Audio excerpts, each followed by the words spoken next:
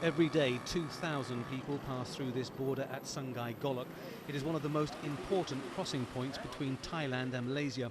The 650 kilometres separating the two countries is made up of river, jungle and mountains.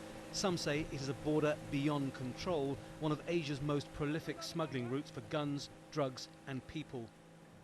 It is quite a daunting task for us here, because we got to put a balance, the right balance between the requirement of the people here and of course the law. This is not so much viewed as smuggling down here, more a way of life. Electronic goods and fuel taken from Malaysia, rice brought in illegally from Thailand.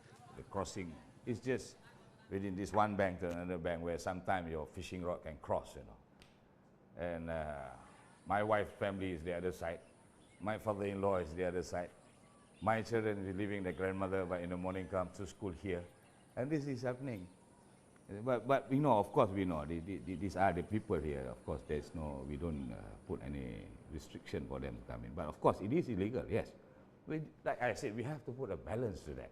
The human factors will come in. This is just a few hundred metres away from the Sungei Golok border crossing. It takes literally 2 minutes to get from one side to the other. No engine nor passport required. People here speak Malay. Their community was divided when Britain and Siam, as it was then, signed an agreement in 1909 setting up the border. Families were divided, some on one side of the river in Thailand, others in Malaysia.